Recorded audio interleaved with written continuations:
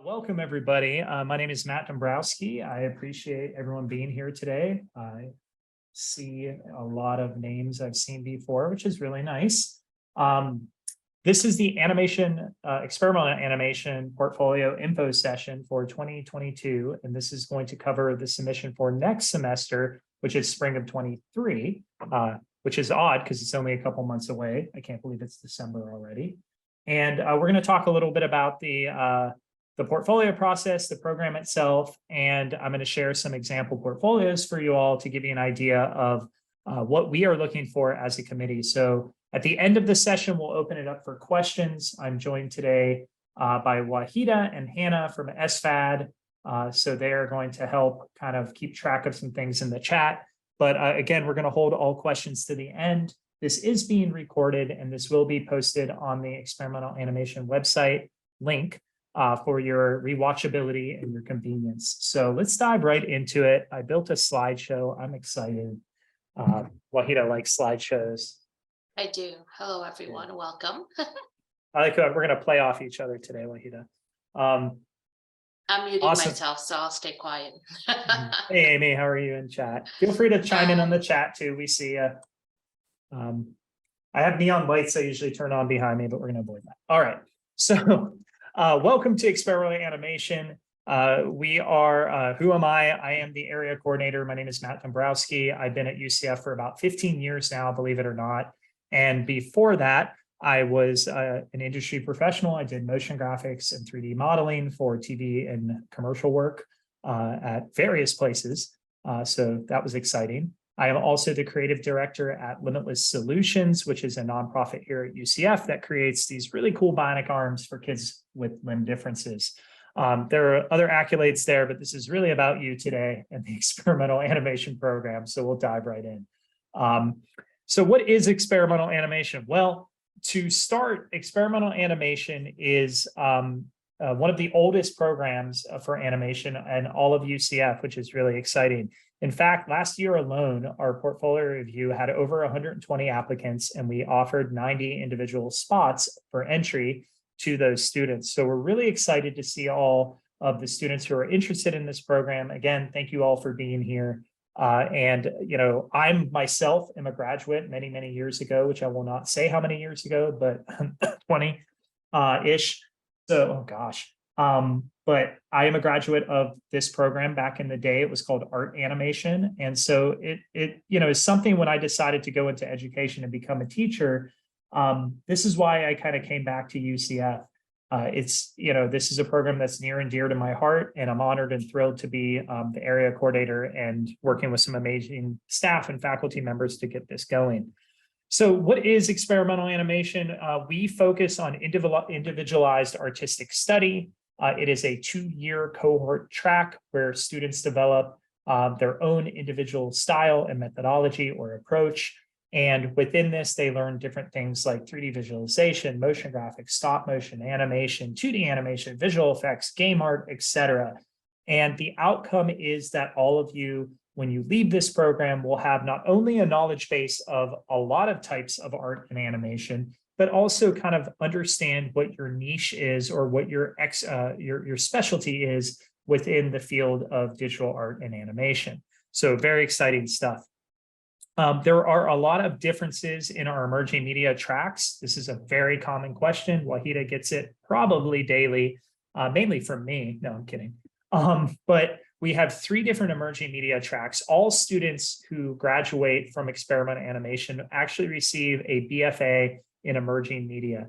That Bachelor of Fine Arts is the same degree that our character animation friends get, as well as our graphic designers who are entering those portfolio reviewed aspects as well. So again, the biggest difference is, and again, I get this question all the time, what's the difference between character and experimental? Is character animation is based on your individual niche and focus. We do projects when you kind of develop your own body of work, where character animation does a 2-year group production. So they are focused more on kind of that studio group mentality, where they're all kind of working toward one product, where we're working toward individual products as we go through. You'll focus on this study. You'll have 2 years to kind of develop your own style and your own artwork and kind of research where you want to go after you graduate UCF and hopefully get you employed into the place that you dreamed to be in. Again, character animation, a 2-year group project where they take all 2 years to develop from concept to finish and whatnot. One program is not better than the other. We laugh all the time with my colleagues in character animation. They're just different. Some students thrive in that production mentality, and other students kind of think about, well, I want to work as a motion graphics artist, and I'm not really into making a movie like Pixar makes. So they kind of gravitate a little bit toward maybe experimental animation to make that decision. It's really up to you in the end. I always tell this, and Wahida says the same thing, but when you're applying for portfolios, apply for not just one. Apply for a backup, or apply for character and experimental. We've had students apply for all 3. It doesn't hurt to have options. So very, very important kind of message as you're thinking about what path you're going to go down. We've had many students apply for experimental and choose character, and vice versa. We had a few last year who got into both. They chose experimental over character, and that's perfectly fine. Like I mentioned, this is almost 30 years old. This program has been around since the 1990s. And the students, again, you can develop your own specialization, but we do not limit it to a single output. So again, you're going to have a lot of options when it comes to learning different ways to animate things. This is the triforce of what we try to have as outcomes. When you graduate experimental animation, you're going to not only have the technical skills, the buttons, the software, all that fun stuff. You're going to also have the artistic theory that you gain in some of our amazing traditional art classes at SVAD and here at UCF. So you'll be asked to take electives to help develop that niche. So for instance, one such example is a lot of my 2D animators take drawing classes and illustration classes. And those traditional classes actually help their animation get better as they go. And the final factor of this is we're going to teach you about the professional industry, and we're going to teach you about professional development in not only one, but multiple courses to help you kind of transition from a student to a professional as best as possible. In the 2 years, no matter what your area of focus is, you will be learning a lot of different styles of animation. You'll learn 3D visualization and modeling, 2D animation, pre-production, 3D animation, visual effects, stop motion, all sorts of different things in this program that you can utilize to kind of decide what path you want to take once you graduate. Some big misconceptions about our program is that, again, unlike character, we do not do a big group-based project. We are individually focused. There is one class called Animation Workshop, which is in your senior year, that students can and do have the opportunity to get together and create a group project, but that's only for one semester and one class. So again, we want the student to focus on their individualized portfolio and coursework. Some students mentioned that I only want to do 2D animation. I won't have to do anything else because that's my focus. Well, again, as mentioned in that previous slide, we'd like you to have a sampler platter of all of the different skill sets before you kind of make that final decision. A lot of our students end up combining 2D and 3D and stop motion and 3D animation together to kind of create new innovative things. We are a cohort. What that means is you will be accepted with the group of students in your, if accepted in your portfolio session, and you will be with them in classes for the next 2 years. We strongly recommend that students take classes in the order that they are offered and don't mix things up. We actually provide you with and Wahida in advising is really good with this, but with a breakdown of all the core classes you need each semester to be successful. So in order to have a timely graduation, taking these courses in order is a must. This means we'll get you in year 1, in year 2, we'll get you out and graduated, and potentially my goal is to get you a job and bring you back as guest speakers. We do not override students out of sequencing. We do often get students who have to have work-life dynamics, so they have to work and they have to take classes, but ultimately our structure of courses is meant to benefit you and your timely graduation. So do understand that the courses are there in order for a reason, And not only does that help you graduate on time, but certain classes build on different concepts and scaffold each other. So for instance, one example is we have students who take kind of a pre-production class, and that class will infuse into future semesters to help you kind of better develop your outcome by the end of 2 years. I have a Dwight Schrute. I missed my timing on that comedy one, but those are all misconceptions. All right. The reality is you're focusing, especially in your second year, on the niche that you want to create. Again, you'll have a full survey of these things. A lot of students come in, my juniors this year are just figuring out what they like and what they don't like with all those different mediums and whatnot. But by the time you're a senior, you're going to kind of know this is what I love to do. I'm gonna kind of dive deep into this. Again, you're going to be with some really amazing peers. Our cohort this year of juniors is wonderful. They have get-togethers, they have meetups, they have a big Discord that they all are a part of. It's really great to see the community there. And ideally, you not only have 2 years to kind of focus on how to get the job that you have always dreamed of, but also you have a vast network of experimental animation alumni to help you on that journey. And it's so important to think about that, being that we've been around since 1990. We have people who have worked on pretty much, if you've seen it in the movies, we've had alumni who work on it. So it's really a great networking opportunity for a lot of our students. A successful student, what does that look like? Well, they'll have access to their own hardware and software for outside of the class use. We do have amazing labs with, we just got all new Alienware computers and Wacom tablets and all sorts of great fun toys. But it's also important that you have access on the regular outside of the classroom to your own equipment. Our students convey strong communication skills. We want students who can, take critique, talk through problems, be creative problem solvers. And we teach you a lot of these things as well. We have professional development classes that help you kind of become a professional communicator. We want you to have passion. We want you to be here is the first and foremost thing. Have accountability, explore, use your imagination, really come up with things that are unique and what makes you creatively unique. And ultimately display professionalism and maturity throughout the process. We are such a tight cohort and community here in experimental animation. It's important that to maintain the reputation that we have, which is good, knock on wood, that we continue to kind of treat ourselves, our classmates, as well as all the different faculty, staff, and industry professionals in the area with the utmost respect and professionalism. Again, you focus on all these areas. I've kind of mentioned those before, but there's a class that kind of dives into each of these unique areas and then some, which is pretty amazing. Our students have gone on to work in TV, film, themed experience like Disney and Universal. We just had a junior actually get a job at internship at Universal Creative this morning, which was really exciting. Wahida and I were talking about that. Video games, we have students at EA and Electronic Arts in this case. And then we have students who go on to be creative directors and graphic designers and motion graphics artists. Again, just a list of just some of the companies that students have gone on to get jobs at. This list goes on and on and on. I will save you with that humble brag. What does it look like? What are you signing up for? Well, the way that I've kind of summarized it is in year one, you're learning all of the kind of like the stuff you can do in animation. You're learning about like different techniques, 3D, 2D.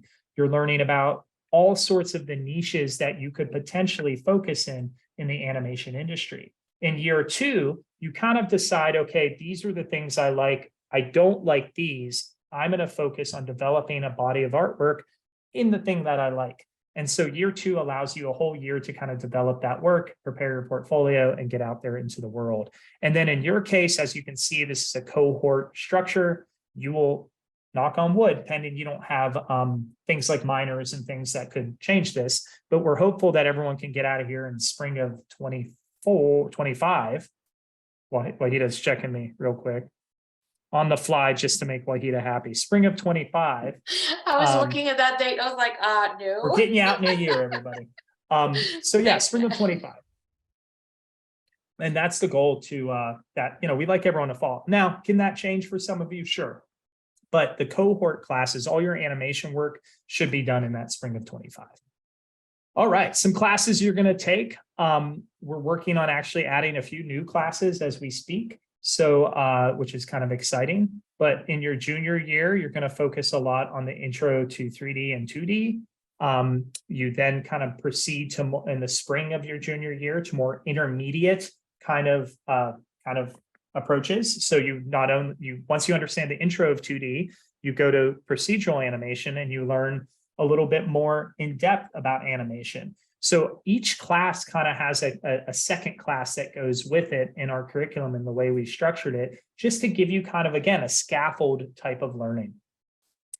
We have all sorts of course descriptions, and for time's sake, I know you all want to know what to put in your portfolio, so I'm going to just kind of leave these on the board and you can kind of look at this video recording later. But as you develop your academic kind of cohort, as you go on in your academics, you'll be asked to take some electives. We always suggest that when students take electives, they kind of focus on, if they're into 2D animation, take a lot of illustration classes. If you're into stop motion, take some photography classes. That will help. And kind of align the electives to what their future goals are.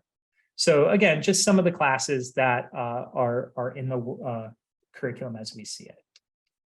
Our senior year, we focus a lot on developing your portfolio and obviously getting your work kind of to a more advanced level, which is exciting. So here are some of those courses here. Again, access to the recording will be sent out today or tomorrow, maybe this week, I'm hopeful for. Lots of courses, lots of words. All right, real quickly, I want to go over our amazing faculty that we have. We are very fortunate. The college has supported us in getting new hires quite frequently. I think every year we've gotten a new hire for the past couple of years, which is unheard of, especially in kind of the pandemic or post-pandemic world. So just some of my amazing colleagues, Joanne Adams, she's a lecturer. She's also head of the graduate program. That's her with the red glasses.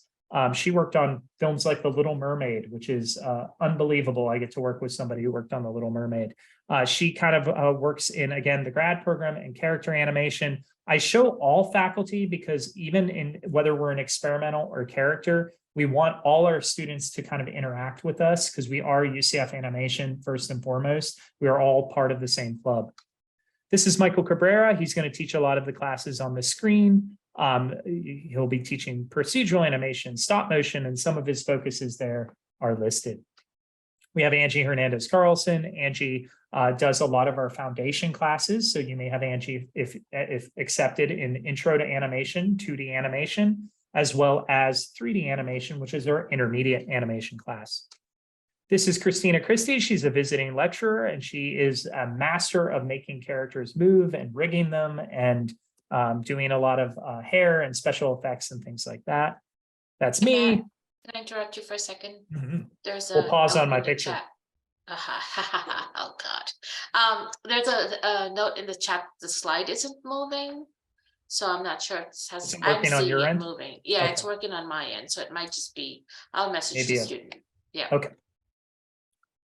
All right, this is Demetrius. He's a very new faculty member just this fall. We're excited to have him. He does a lot with Unreal Engine and kind of interactive virtual reality development. Really cool guy. Definitely welcome him to UCF if you see him in the hallway. And then also new is KJ Matheson. She is the area coordinator for character animation. So if you're looking for inquiries on that program, this would be the person you want to reach out to, KJ Matheson. There's her email right there. KJ is awesome. She is, we're really glad to have her. She came from USF over here. So she joined the right team. Dr. Stella Sung, Pegasus professor, the highest ranking professor you can have. She is our kind of resident composer, and she works with a lot of the students to do music and all sorts of things. This is Dylan. Dylan does a lot of our 3D modeling courses and kind of concept courses. So Dylan is new this year. He's also an alumni of the program. Here are some shots of us in the classroom. Students hard at work. We've actually upgraded a lot of this equipment, which is kind of cool to see. Every time I go through the slideshow, I'm like, oh, we have bigger Cintiqs now and all sorts of fun stuff. This is just mainly the shots of Michael Cabrera smiling that I can get just to tease him a little bit. There's Dylan actually in the corner as a student in this one, Wahida. Some sculpture classes where students make maquettes. This is a group exhibition. You'll be required at the end of your senior year to participate in a capstone course, or a course where you will gather with your fellow cohort members and present an art show. We will be having one of these next semester around April. I highly recommend you come and check it out and look at the BFA show. This was Ascendance. Very proud of these students. There we go. Lots of cool stuff. Pictures. All right, so invest in yourself. A very good kind of transition as you go forward. But it's really important, because we kind of do so many different types of animation, to be prepared in what tools you have. So going into the program, we do ask students, again, to have access or get a desktop or laptop for off-campus use. We highly recommend PC computers. They've been the most dependable when it comes to using Adobe and Autodesk and programs like Toon Boom. They typically don't have less problems than maybe a Mac computer. I have both. I'm a Mac user. I have an Apple Watch. NVIDIA graphics cards, very important. Try to find something with an NVIDIA if possible, because they work better with Adobe and Autodesk. Drawing tablets are always a good thing to have. We do ask that you avoid having your primary computer be something like a tablet-based computer, like a Surface. Sometimes those don't have the RAM to kind of work. But we will discuss this once you get into the program. We'll discuss this in more detail. I just want to get everyone thinking about investing in themselves moving forward. And the way I look at it, I always use a bad metaphor, is when I played hockey growing up, I had the worst pair of skates ever. And, you know, I'd be on the ice, I'd be slipping, they weren't sharp. And the day that I invested in a really nice pair of skates, once I had a job and I could do that, I got really sharp, really nice, very high quality skates. I became a better hockey player. And it may have been mental, you know, it may have been something that is, you know, just in my head, but it really makes a difference. So having that equipment, investing in yourself is important. We use programs like Maya, Creative Cloud, and Toon Boom. So things you will be touching from day one in the fall semester. You'll have access to a lot of these. These programs sometimes are free, which is really nice, and other times cost money. So just be aware that we don't typically have textbooks in our program, but we do ask the students to invest in hardware and software to allow themselves use of equipment. Now, we do offer SVAD open labs, which are basically a couple times a week. We open the labs for student use, but we do tell students that those access points are limited. For instance, we don't have 24/7 labs. So if you have your own machine, you can work at home in the comfort of your own space. And it, you know, allows you to kind of work along your own schedule, not someone else's. You absolutely, yeah, use the student discounts. Just some of the spaces that we have, we are fortunate to have quite a few. We have 213 upstairs. This is our kind of small space. This is an open lab student space where students tend to come in off class hours and work on their animation projects. This space is it looks completely different. This photo is a little outdated, but we have a bunch of art on the walls. We actually just got all new Cintiq monitors that we're gonna install by the time that your cohort will be in the fall. So we'll have a bunch of new computers and monitors and Cintiq drawing tablets. It's really amazing. We have access to both PC and Mac as we go. You can see kind of the Mac lab. This is 104. We have available equipment for students in SVAD. So whether you get into our program or not, we have a great photo studio where students can go and check out tripods, GoPros, SLR cameras, or video cameras for project use. So that's in the SVAD VAB Photography Visual Arts building. We have an amazing advising team, just to name a few. You can close your eyes and picture them. I know it would be great, but our advising office is something that all of you should regularly visit.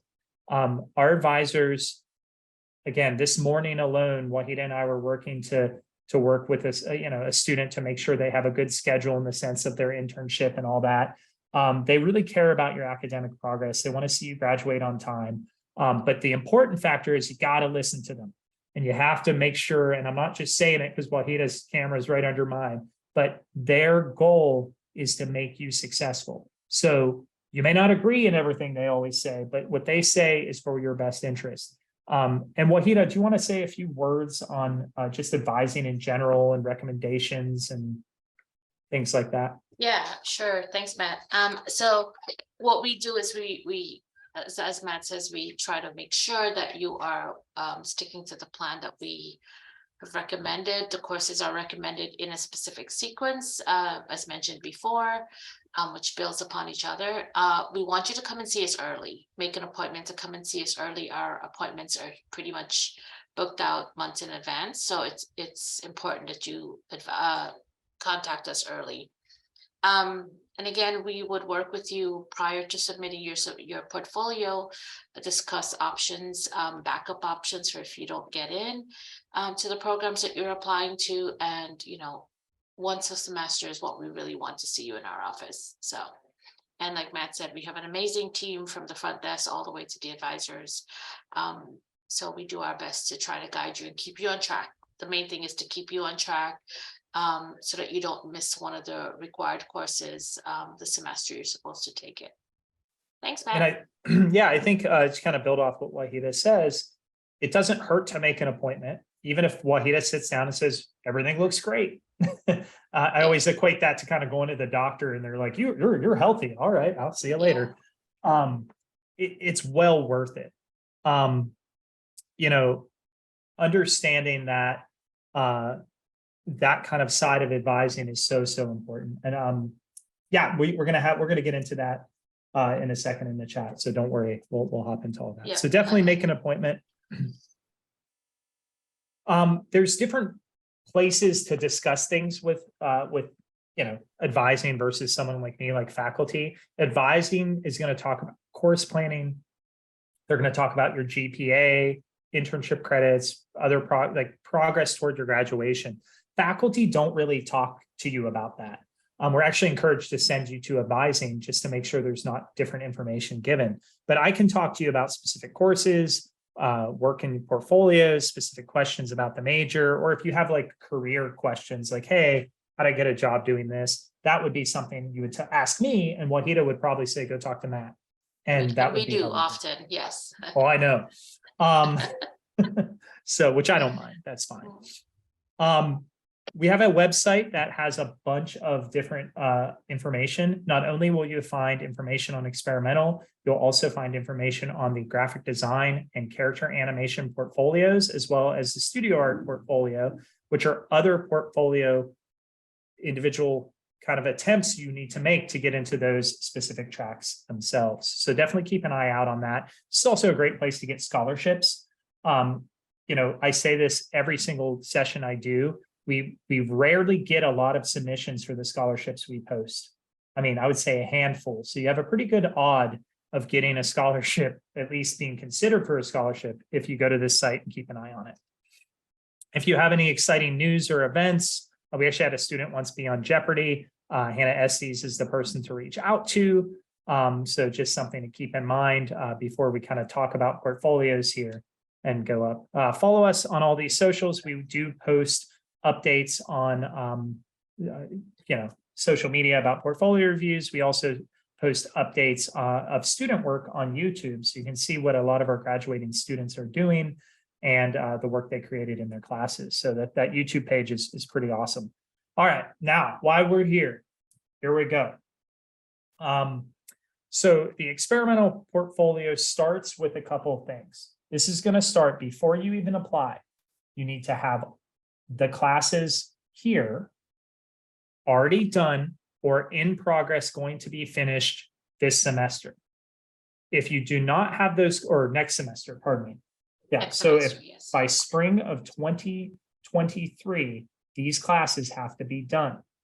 The next thing that often happens with students and has nothing to do with their artwork is they need to make sure they meet with advising to make sure their GPA is to the point where they can apply, because I don't want anyone wasting their time if their GPA or their classes don't align. There are no exceptions on this. Because we get so many students, the first thing we go through when we have applicants is, do they have the prereqs? Do they have the GPA?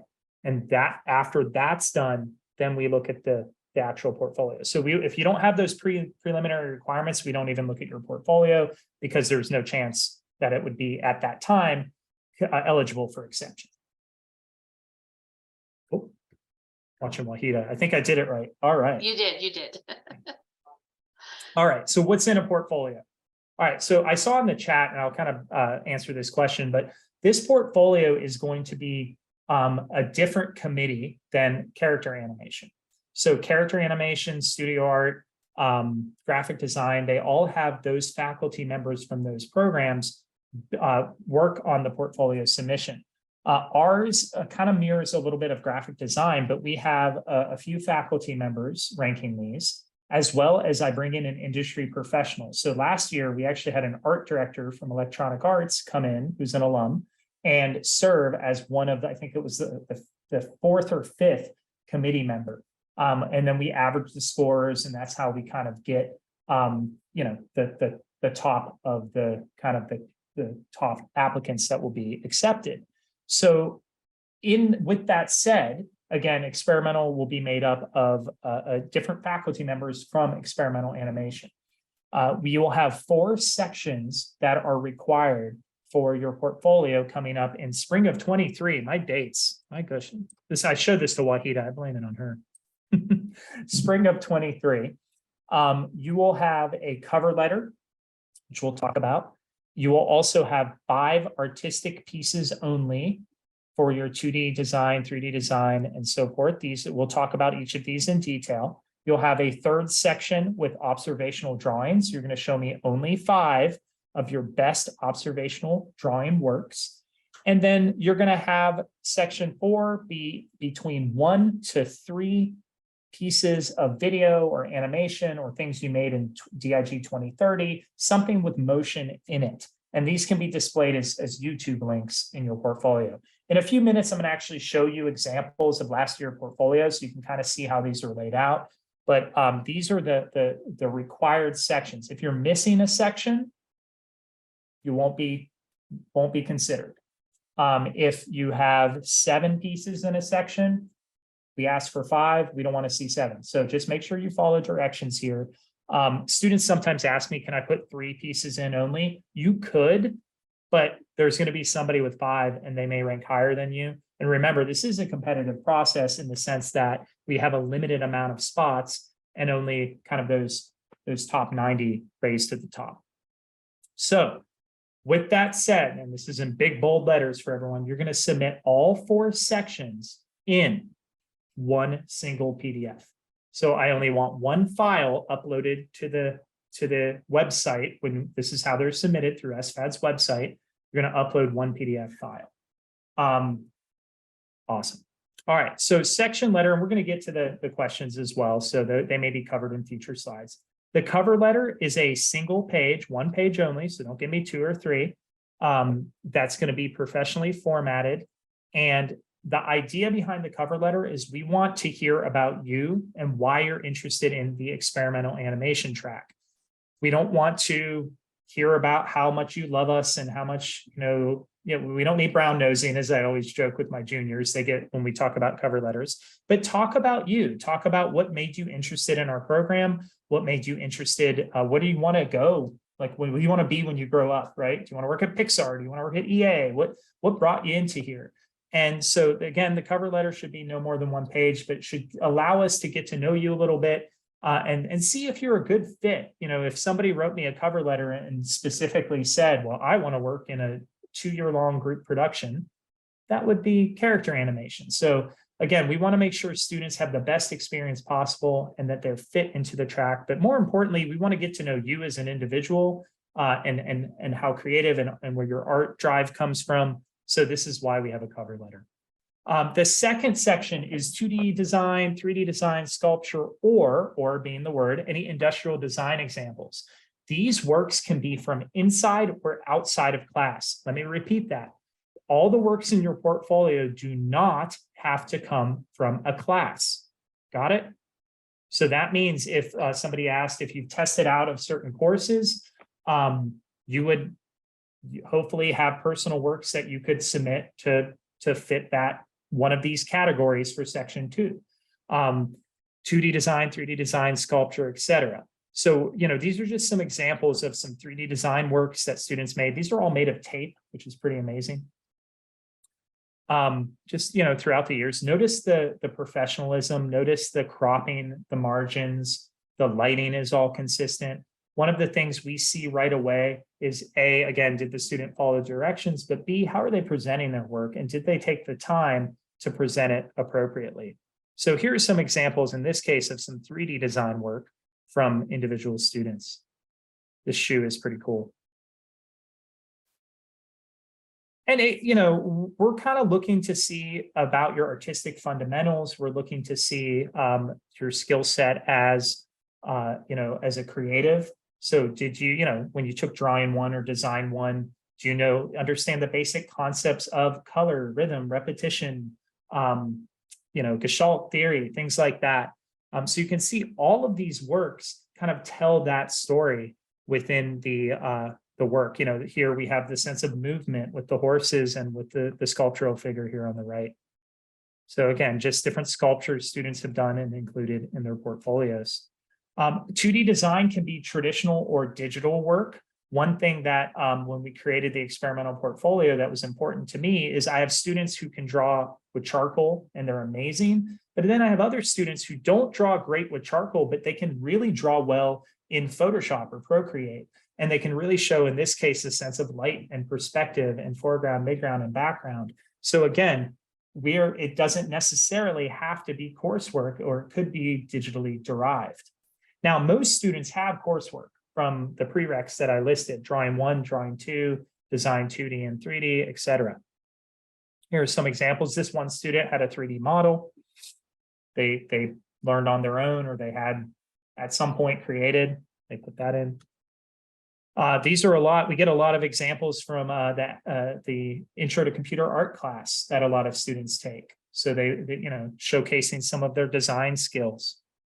So this would be, just examples of what could go into section 2. These are successful student works. I will show you complete portfolios at the end from start to finish, so you can kind of see what that looks like. I just have some slides of what we consider strong intro artwork moving forward.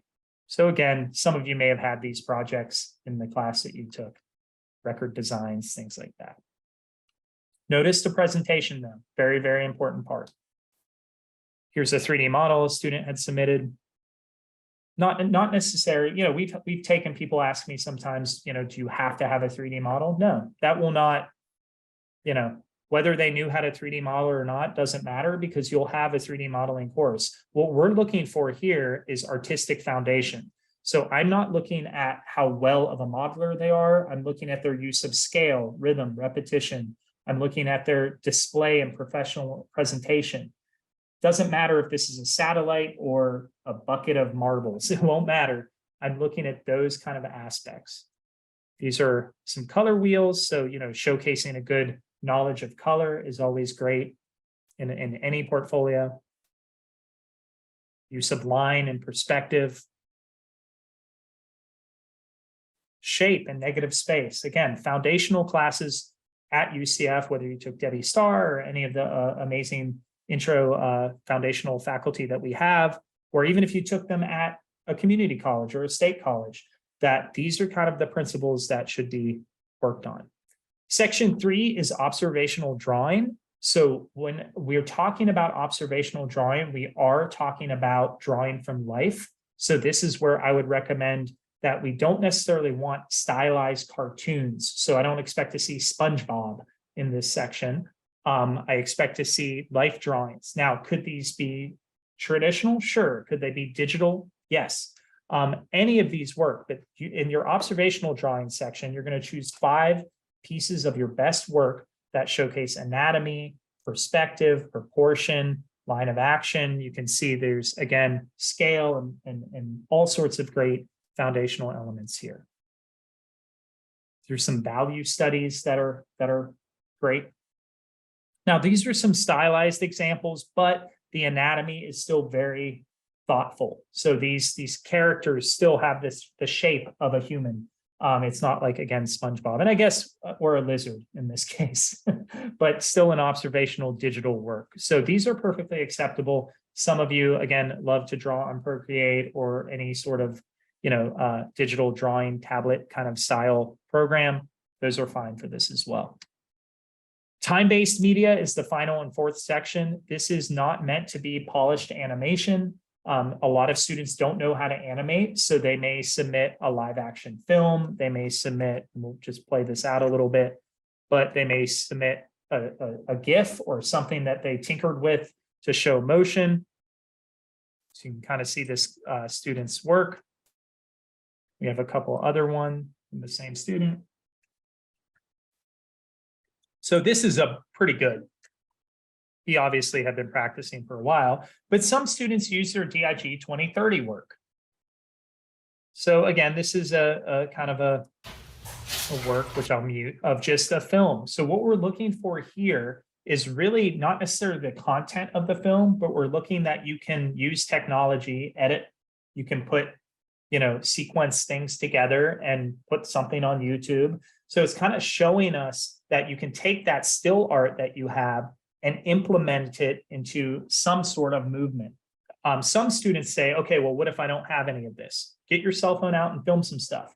It doesn't have to be animation, is what I'm saying. It just, we want to kind of see that technology in use. And more Jurgen. We've seen that already. So how is this graded? What our committee will kind of go through is we'll look at the written requirement, we'll look at your academics, and we'll look at the content. When it comes to content, again, we're basing it on foundational knowledge. So the knowledge and the outcomes that you learned in drawing 1, drawing 2, 2D design, 3D design, all of those prereqs that we've listed previously, right? So as I mentioned, do you need a 3D model? Absolutely not, because you haven't taken a class in that. But some students choose to, hey, I have this, I'm going to put it in because it's really good work. It's really up to you as long as you meet kind of that requirement. So in this particular case, we weight these averages, and I'll tell you right now, we have a big Excel sheet. Every person does their Excel sheet, and then we go and we average them out, and the top 90 are the ones that get offered spots. After you're offered a spot, you'll be told yes or no, depending on what the outcome was. We do have a wait list occasionally, so you may be put on a wait list, and then Wahida or her advising team will reach out and make sure that you're notified what to do next, whether it is you got in, and usually we have a little intro session where I welcome you, or, these are your options for the next steps if you didn't get in. If you don't pass the portfolio, which is something I don't love to talk about, but it needs to be talked about, the first stop is to speak with an advisor. Being that we have so many applications, we do not have individual portfolio reviews. This is a competitive process. So I could look at your portfolio and say it's amazing, but you may have 90 other people that are just a little bit more amazing. So it becomes kind of a muddy area, and a lot of us as faculty, myself and my other colleagues, have classes and students who are enrolled in those classes who need that focus. So we do recommend to kind of, obviously you're all here, which is amazing, but you're going to these sessions, look at the quality of work I'm showing today and ask yourself, okay, is that the level of work I create?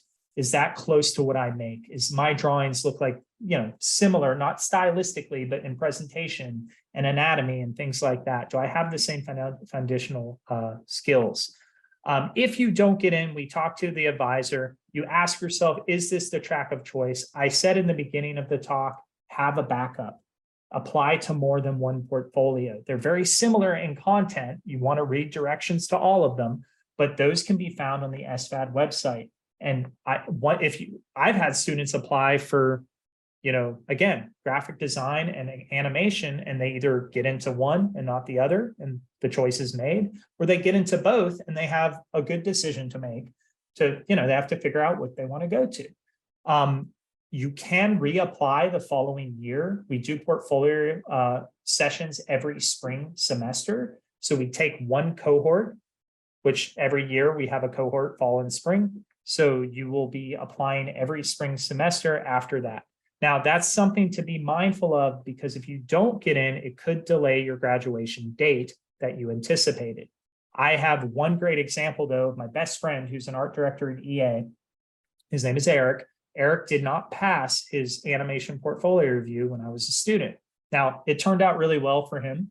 He waited a year, reapplied, and then got in, and he was about a year behind. But, he has a job and he's doing amazing. He lives in a fancy house and all that good stuff. So, it's not the end of the world. A lot of students get really upset if they don't make the cut.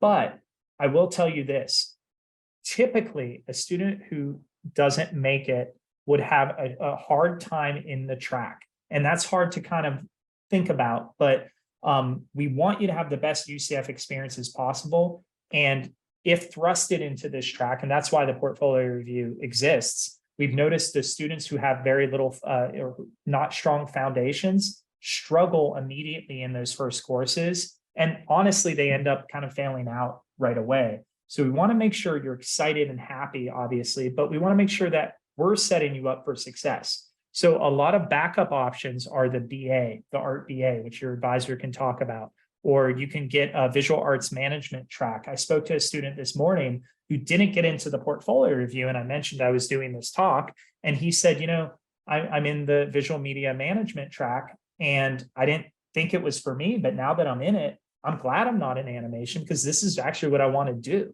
And this is kind of more aligned to, what I didn't realize I wanted, but my career. So it's really exciting to hear that. And he even mentioned, he's like, I've seen the work and I don't know if I could have kept up with that or, kind of the rigor that goes behind that. Some students decide to leave SVAD, and that's okay too. Talk to your advisor, obviously, but we have students who go seek different degrees. We have students who say, I was between this and psychology. I'm going to go to psychology instead. I'm kind of liking it more. You got to do what's best for you.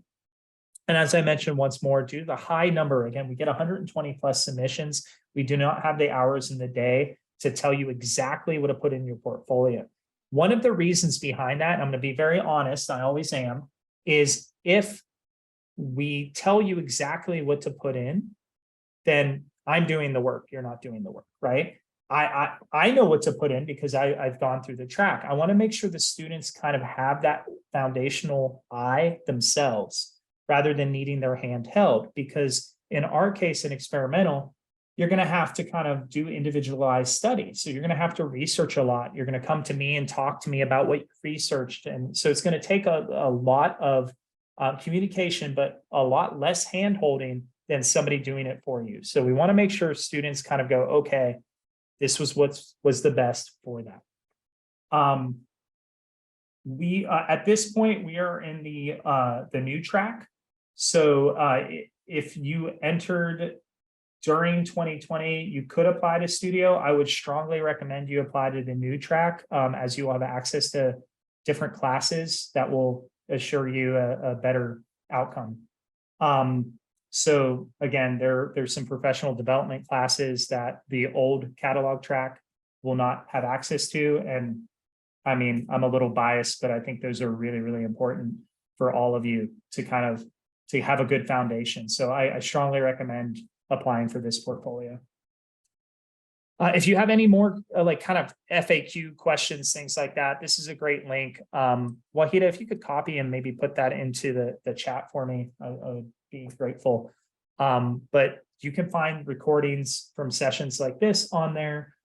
We do info sessions as well. We'll probably do one of these again in the spring, early spring, Wahida. I think we had decided to do another one just to, kind of go over portfolios. Contact information, my email and Wahida's email. Again, I'm going to show you portfolios in a second, so don't fret. I did promise that. And let's do that. So these are some of our redacted examples. Give me a second to pull it over of successful students. So these are students who got into the program. One thing, I'm not going to say their name. I think I redacted everything. I'm also not going to tell you how they ranked, right? The ranking doesn't matter. The fact is they were in the 90 people selected and offered a spot in our track. So we'll just kind of go down and each of them approach the portfolio in a different way. Things I want you to note are the visual organization, okay? How they display their work, how they crop it, how they light it, how they write about their work, how their PDF looks and how fluid that PDF looks. So we're going to kind of dive right in. And Wahida, you can see this screen, right? Yes. Awesome. So this person chose to have a cover page. That's perfectly fine. We're not counting the amount of pages, so to speak. We are counting the amount of works. So feel free if you want a cover page. And their cover letter, when my computer catches up, their cover letter, I'm not going to dwell on the cover letter, but basically they're talking about why they want to be in the program. It's very nice and formatted like a professional cover letter should be. Students ask me all the time, how do I know what a cover letter should look like? Honestly, Microsoft Word has a cover letter template that you can use, and that will start your kind of journey. This person had a header section on each one. So they're telling us this is my design work. They have 1 picture per page, which is perfectly fine, but they have 5 that's required. So this is 1 of 5. They use micro pens. Look at the lovely cropping, right? Good borders. 2 of 5. Value studies. 3 of 5, they're showing us a little bit of color and understanding of those design fundamentals. It's kind of gross, but 4 of 5. I see what they did there. It's an eye joke, Wahida. I'm sorry, Matt. And this is something that may not be part of a class, right? So this particular one may be a personal work. Perfectly fine. Remember, your work doesn't have to be classwork. Some of you lost your classwork. Some of you have better work that you're like, well, I don't want to submit my drawing 1 work. I have better figures from drawing 2. I want to submit those. Here's their observational drawing. I'll zoom out, maybe. There it is. Little cropping issue here, but mistakes happen.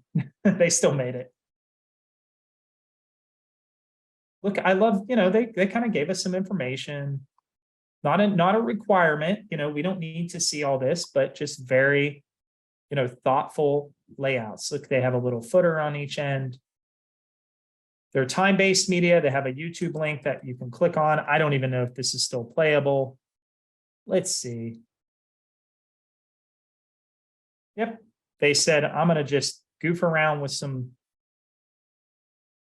rough animation. Awesome. So time-based media, you only need 1. You can have a maximum of 3. So this is a prime example of a student who's included work that wasn't from class and that only had 1 of the 3 time arts works, because remember, 1 to 3, and they still passed the portfolio. Is there a time limit? I believe the time limit's like 2 to 3 minutes. I have to double check on that. Wahida, if you have that available. Yeah, I'm gonna look right now. But yeah, we'll get back to you on that. I'll get back to you, yeah. All right, so that's portfolio number 1. Let's go on to number 2. Number 2 has a fancier cover page. Good for them. Cover pages aren't required, but they did decide to do the sectioning. So good for them. They have their great, this is why I'm really into art, and this is why I really love animation. This is what brought me here kind of letter. It's not as formatted as that first letter, but it's very thoughtful and the words are very important. This is their story. I don't want to share too much of their cover letters because it's kind of personal for most people. Section 2, go ahead. 3 minutes or less. 3 minutes or less. So it could be a minute for all 3, 1 minute, 2 minute, 3 minute for 3 files. It could be anything for all of the time art submissions under 3 minutes. Plus, we don't really want to watch like 20 minutes of, but we'll know within the first like 10 seconds what we need to see. Here's some design work. This person had played with Maya before. That's kind of cool. Notice this doesn't look like it's from school. This is something that they decided, this is showing different drawing abilities for characters. I want to put it in. They have some storyboard work they did. Everyone's portfolio is going to be subtly different. Again, we're looking at foundation. I'm looking at proportion. I'm looking at perspective. I'm not looking at content. No offense to this student. He's a very good student. I have him this semester, but I don't care about the hedgehog. It doesn't make me go, well, they got it because I love hedgehogs. I'm looking at the line quality. I'm looking at the formalistic elements. Because if they can shade and use value like this, I imagine that will be really well used in their future 2D animation work. There's another bus. That's a common assignment, food truck. Some t-shirt designs, really cool. Section 3, observational drawings. Ink on paper. Some hands showing some anatomy. Some cloth. Skulls. This guy. That's Photoshop though. That's cool. You know, they decided, hey, I have a lot of charcoal drawing, but here's some character work I did digitally. And then the time-based media one, they formatted it just a little different. Let's see. And again, everybody's different. Some students just like are nerds and they'll already start animating and having fun with it. This student's obviously really into storyboarding. So, you know, they've been experimenting and playing around.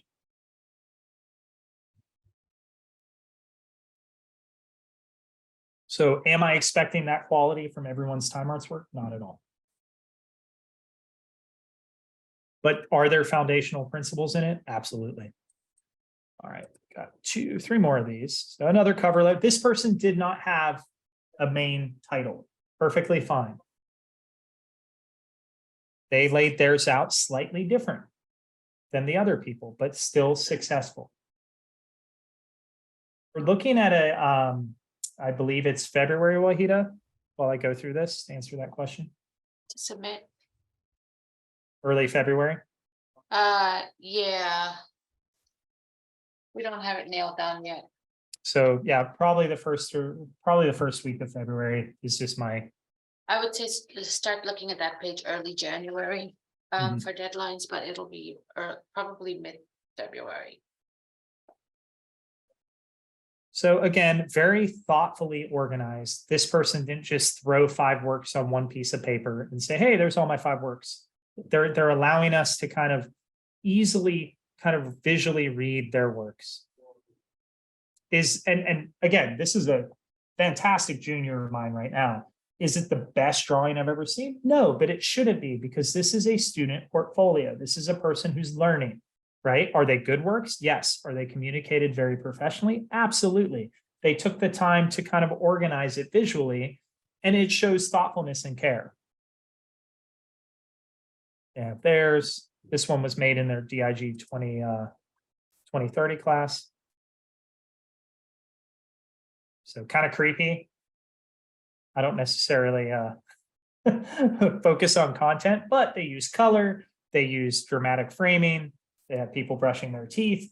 Perfectly fine. It doesn't have to be a hand animated cartoon. So just keep that in mind. The classes that you're taking, whether it was here, Seminole State, Miami-Dade, you're going to have to take DIG 2030 or a class equivalent, where you should have something to say, hey, here's some motion that I've created.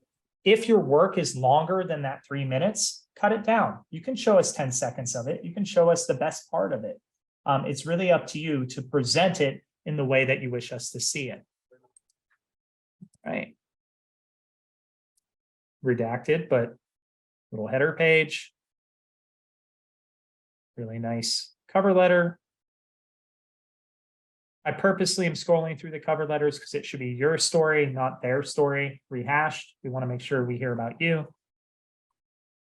Some 2D design work. They're telling me right here, I want you to look at shape. I like that. They're kind of saying, this is why I'm showing you this. Color theory, why you're looking at it. All the portfolio reviews should have aligning submission dates, or very close to aligning submission in a couple weeks, correct, Wahida? Yes. This is a cool piece. Look at that. So again, some painting, some observational drawings, some gesture drawings, a little more refined drawings.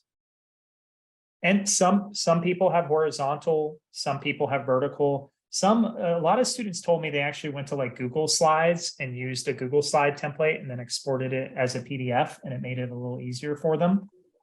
So if you use Google Slides, good sense of perspective and proportion. So you kind of get the idea of just the layouts that students are choosing. couldn't redact that, but they use their digital image video fundamentals class. They even are, I know this student and they're very like, you're going to get it, but they're like, hey, this is how you open it. They want to make sure that no stone is left unturned and that we're going to make sure that, they have the best shot possible. So the final portfolio, and then we'll open it up for student questions. They numbered their pages. Nice. That's not necessary, but nice. They called me Mr. Feel old. Little headers, consistent though. Now, we didn't see a house in any of the other ones, but this showcases some design work. Again, we're looking at not the content, but we're looking at the formalistic art side of the foundational principles that you learned in those classes. I can see a sense of scale here, rhythm, repetition. This one's in their GRA 2101C class. This is a woof. They say, hey, I did it on my own. I thought you wanted to see this because I'm proud of it. I'm putting it in. I like that. One thing I will tell you or ask all of you to avoid fan art. So again, I don't want to see Mickey Mouse paintings, SpongeBob paintings, any kind of fan artwork. I want to see kind of original content of your own creativity and consumption. That's kind of cool. So again, things that student add that aren't on the requirements, this person decided to tell me when they did this in class. Any of this information, if you feel it's relevant, add it. It can't hurt. But I want you to notice how consistent they are. All the colors, all the scale, where they place the image. Everything is very professionally laid out and arranged. And again, I see that as I want that student in my class because when I say, hey, this is the assignment, they're going to kind of go take it to that next level and present it above and beyond artistically. So again, they have some independent work that they created here, as you can see. We're not going to click on all these, but I don't know what civilly soul is. We'll see. They made some fish stuff. Cool. Where they did this, it doesn't matter.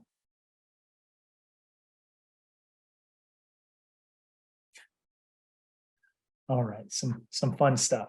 All right, so those are just some of the portfolios of the kind of 90 offered that we got in. You can tell that all of them share the visual organization. All of them share kind of the thoughtfulness of cropping and lighting and arrangement. They let the works be seen. I can't show you the bad portfolios because that would be unprofessional toward the students who did not do well.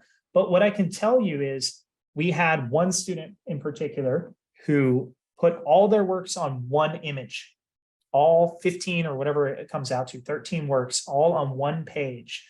That becomes very hard to see that image.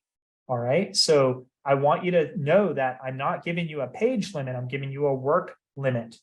Right. So if you need a page for each work, take that, utilize that, make sure that you convey it as best as it can be presented. Because again, there's 120 plus other applicants that are, may have done it better cropped or may have done it with better lighting or better clarity of what their skill set is. So just keep that in mind. As I mentioned, you could use anything to build a portfolio. I had students using Google Slides, PowerPoint. I had students using, some of them knew Photoshop, so they used Photoshop or InDesign to make theirs. That's great. Imagine though 5 or so people looking through about 120 plus of these, the easier you can communicate your skill level, the more likely those scores are going to be on the higher side of things, because if we have to hunt for it or look like really close and it's blurry and the photo quality is really bad, we may not be able to kind of gauge like your true kind of abilities. So with that said, I have both the slideshow, I think, still open. I don't, which is good that I said that. But I'll bring it up in case we need it as a visual aid. Why don't you go ahead and we can do this. We can go ahead and raise your hand virtually, and we'll go in the order of the hands raised if anyone has any questions.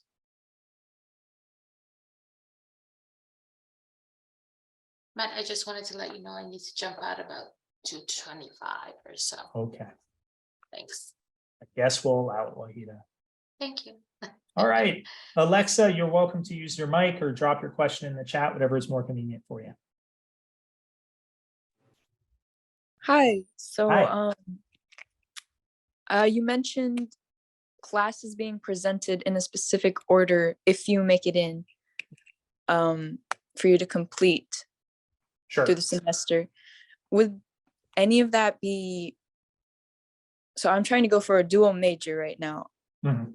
I'm wondering if that would affect the graduation or I don't know the logistics, and obviously like Wahida would be the person to talk to, but I will say that there's only so many classes you can take per semester.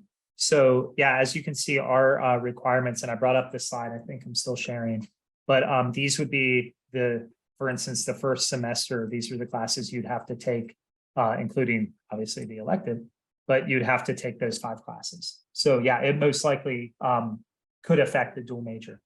Yeah, I would say it would definitely affect your major, also depending on what major it is, and if they offer courses in the summer, you know, and things like that. But definitely follow up with us in advising, and we can discuss that. All right, thank you. You're welcome. Thank you. All right, I got Amy next. Amy, go ahead. Okay. Hello? Can anyone hear me? We can all hear you. Okay. All right. So for the tracks, when we put in our works in our portfolio, let's per se that we took some of the classes like drawing 1 fundamentals 3 years ago. Would our works be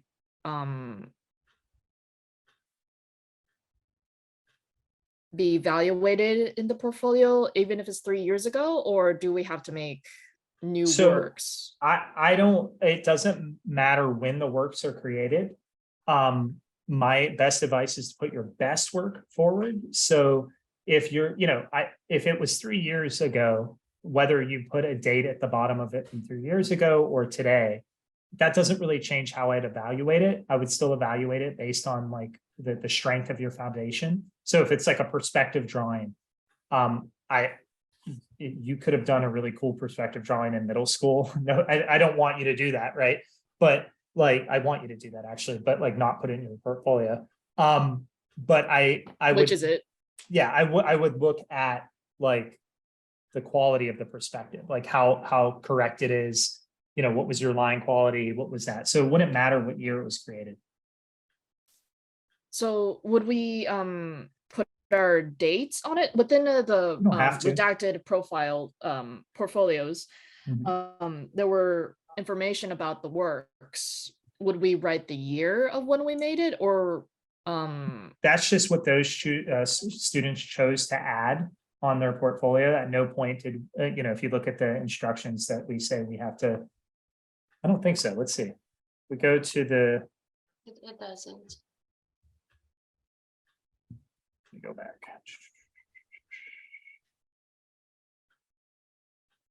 Bear with me.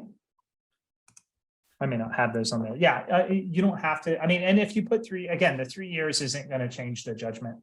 So if you have it or if you don't have it, the date, it doesn't matter. We're not going to be necessarily looking at that.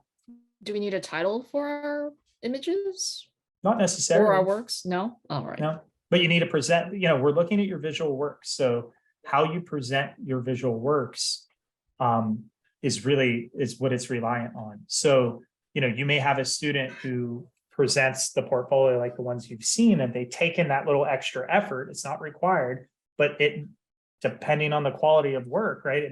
Theirs may look like, if it's between you and them, theirs may be ranked a little higher. So, okay. But I'm not rating. I don't put a numbered score based off of it as a title, you know? Okay. That is all the questions that I have. Right. Thanks, Amy. Thank you. Who else? Anyone else? TJ, go ahead. Hi.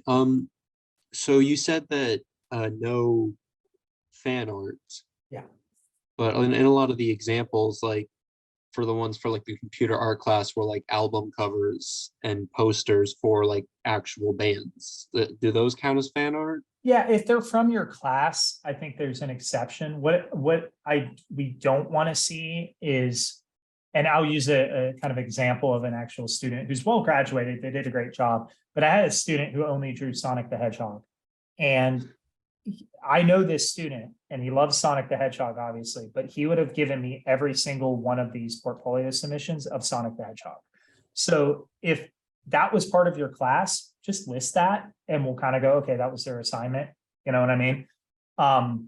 But you know, if it wasn't, and it's that independent work you're looking to submit something that you kind of created from your own imagination, and you'll have a better, you know, it'll have a better read to it, and you'll have a better chance of getting a higher score. Okay, and I wanted to ask one more question. Sure. For the timepieces, can we use like a live action film that we storyboarded? Sure. Yeah. All right. Thank you. It's an easy answer, but yeah. Very cool.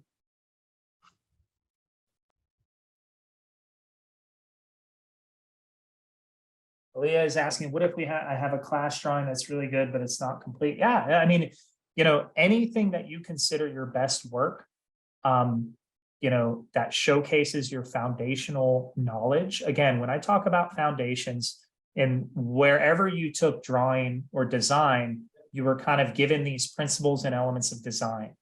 And the idea is that you have a strong understanding of what are good principles of design and what are poor uses of line quality and perspective and all those things. So we're looking for your best work, and everyone's best work is going to be slightly different because everyone's at a different kind of place in their development. But, you know, you saw, you know, in the portfolios I showcased, some people had gesture drawings that weren't exactly 50-hour drawings. They were maybe 2-minute drawings. But, you know, they showcased kind of what they felt was representative of their skill set.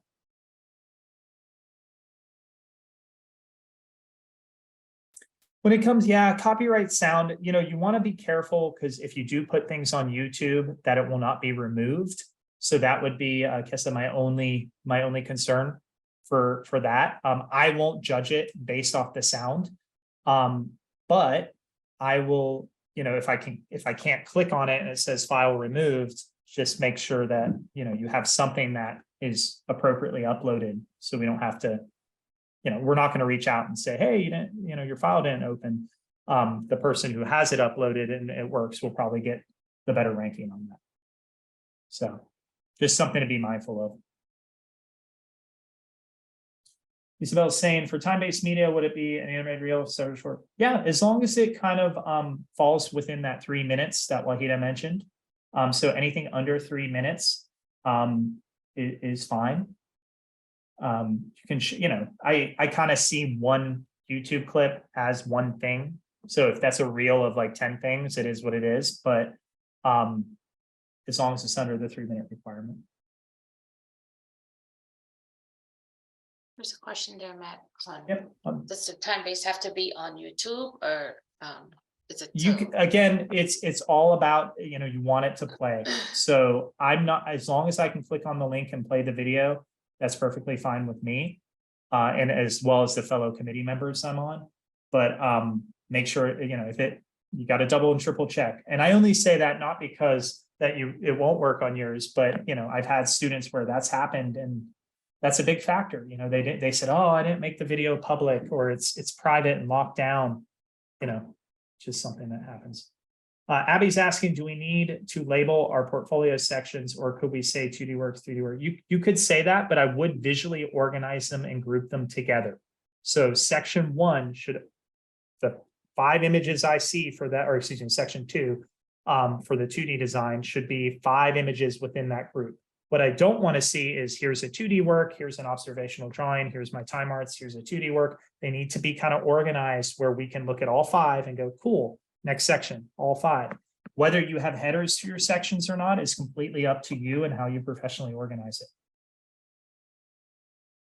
Matt, before you get to the next question, I'm gonna jump off. So I just wanted to say, if the students have any questions, please email SVAD at gcf.edu and we will respond to your questions. It might take a little bit of time before we get back to you, but we will. And thanks again for coming. Enjoy the rest of your session with Matt. Thank you, Wahida. All right, bye-bye.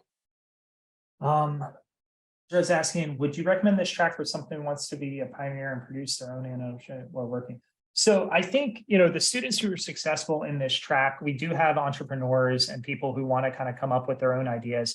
But one thing you're going to want to kind of remember is you're going to be exposed to things that are outside your comfort zone in this track. So you will be required to do 3D and 2D and stop motion, whether you have a focus in just 2D or just concept art. So the students who are successful are open to that. And even though they may not love to do stop motion animation, they're like, I get why I'm taking this class to give me kind of a foundational kind of look to it. So if a student comes in and they say, well, I'm only going to make this, I refuse to do 3D or stop motion or whatever it may be, or I'm not doing 2D animation because I want to work in 3D games. That's not a student who's typically successful. So it's the best way I can answer kind of that question. Anthony's asking, can I include digital illustrations that references another artist's work? You could. Again, what comes from your own imagination is always going to be a stronger, we want students who are highly imaginative and have, that amplify that creativity, because in the end, you're going to be creating your own work. Now you have influences, obviously, so we wouldn't hold that against you. But again, think about, if I have two students who have similar scores and one has a completely original piece and the other is referencing something that's like very derivative of something else, that could influence that. Do seniors have their personal project they finish with? Yeah, absolutely. So in the fall, and then Isabel, I got you next, don't worry. In the fall of senior year, you take advanced animation. In that 17 weeks, students work on whatever, I say whatever they want, but they work on a planned creative project over the whole semester. That's what my students actually right now are working on up in 213. They're in class right now, actually. They're taking their concept. I have Sophia working on 2D animation. I have Cindy working on stop motion animation and a whole project for that. And each of them research and develop their own creative piece. In the senior capstone class in the spring semester of your senior year, you display that work while you continue to develop work for your portfolio. In that capstone class, we also do resumes, interview tips and tricks. We talk about developing websites and kind of really hone your professional development. So hopefully that answered it. Isabel, how about you? Hi, Matt. I'm a student that's going to be transferring, that still needs to transfer to UCF. I'm doing the direct connect route from Seminole State. And I wanted to ask, once I do get accepted to UCF, do you recommend I still make an appointment with SVAD to check my GPA? Absolutely. To make an appointment, yeah.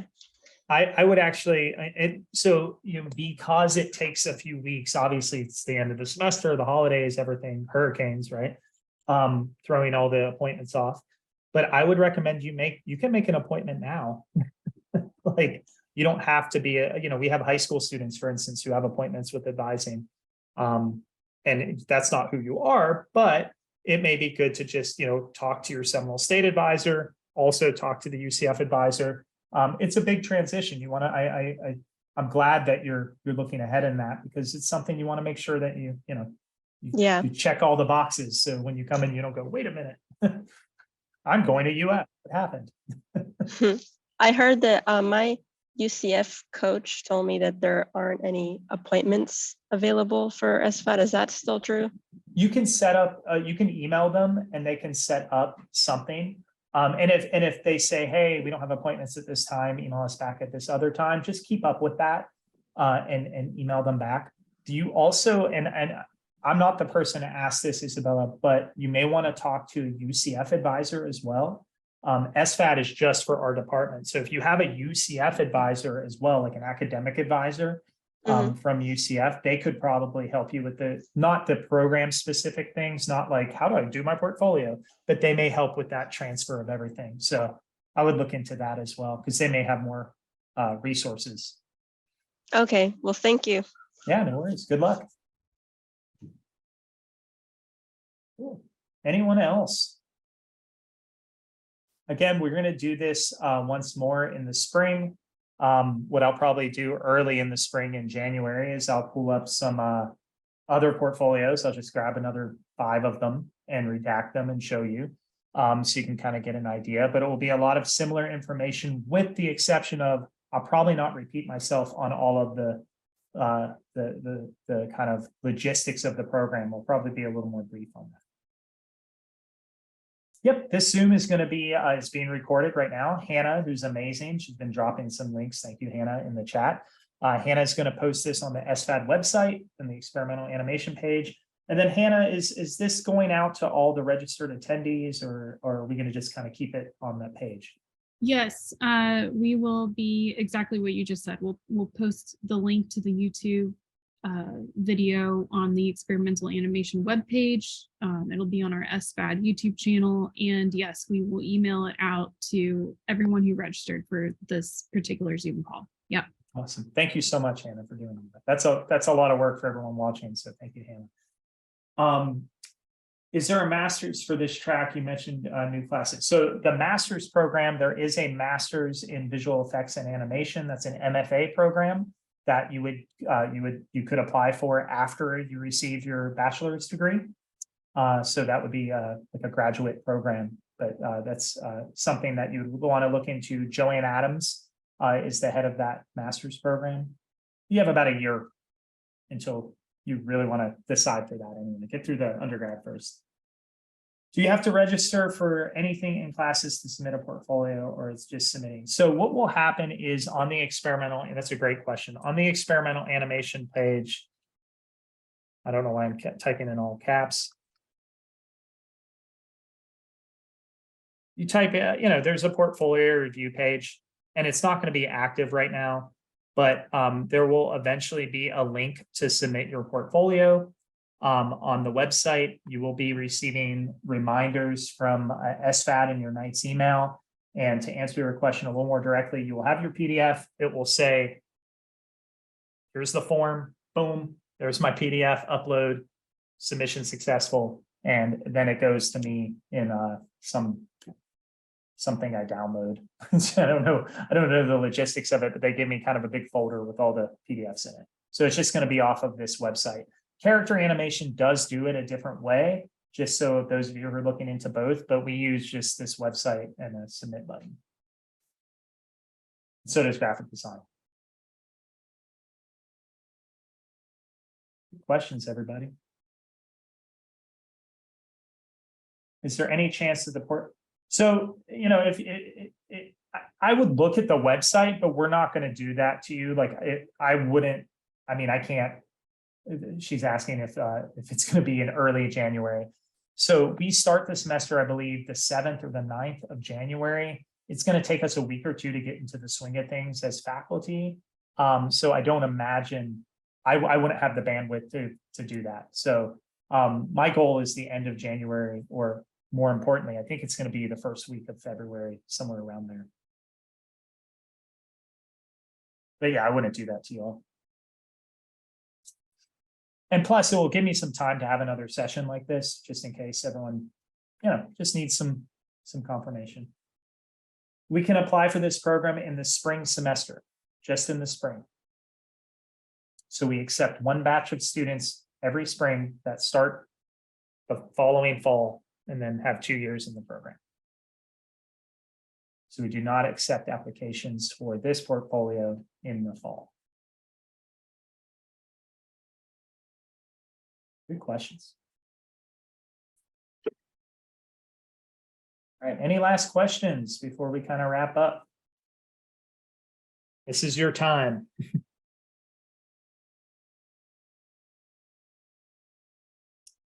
All right, so, here we go. See, I always know, right, when I say so. No, you cannot test out of any classes. I actually highly disagree with clepping out of classes, especially for art. Anyone who, does, like, you're going to learn something new from every professor you have. If you feel like you have to test out of all the classes, my honest opinion is why be in school, right? Why not just, go to the industry, get your work, and that's not cynical either. That's coming from my background as an industry professional. I know plenty of people who went, I don't need to go to school. I'm going straight to industry. So just be mindful of that. Who reviews the portfolio? It is a group of experimental animation portfolios. Is it a group of people so we do it individually.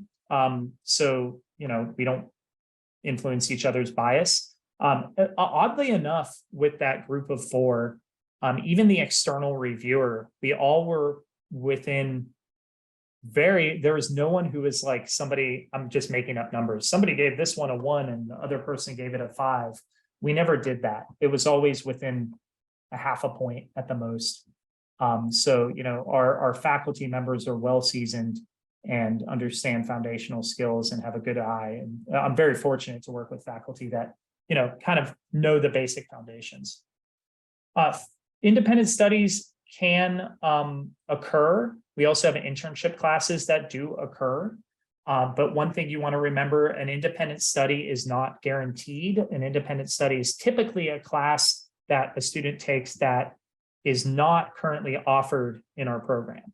So if it's you would also have to get a professor to agree to it. So we don't do as many of those a semester. Some professors do. I don't personally. Professors aren't paid for those either. Something to keep in mind.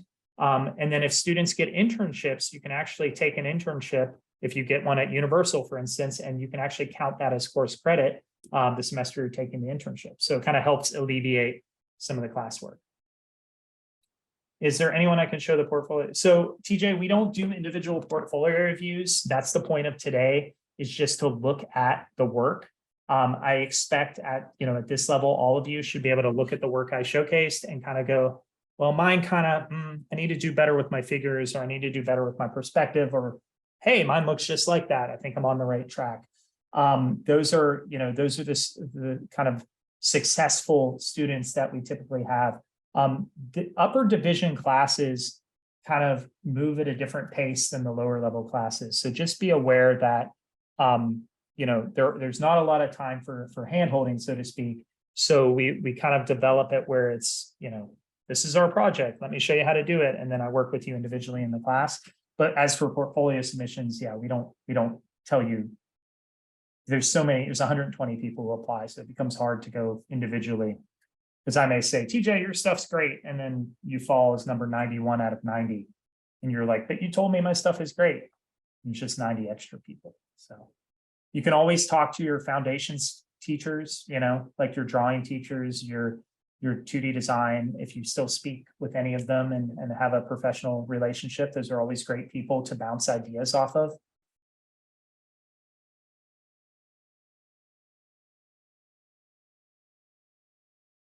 Yep, lots of clubs. There's lots of clubs for UCF. If you actually Google UCF clubs and organizations, you'll find a ton. But we have Women in Animation, we have GDSA, Graphic Design Student Association, we have SIGGRAPH, we have Knights Animate, I think is still going on.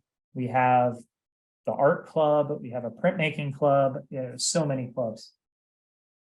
But yeah, if you Google UCF clubs and organizations, you'll find like a master, like it's bigger than hundreds and hundreds of active clubs. Game Dev Nights is a good one. It's not with our specific program, but a lot of students are in that for game development. Cool. Thank you, Hannah. That website says it all. That's just a few of ours, but yeah, there's quite a bit. Awesome. Well, I thank everybody for being here. And again, Hannah has been gracious enough to get this recording out to y'all. So just keep an eye out for that if you've registered, and go from there. With that said, thank you so much. And I will see, hopefully, if you all want to pop in, we'll send an email probably after the semester starts in January for the last session we would do for the portfolio info.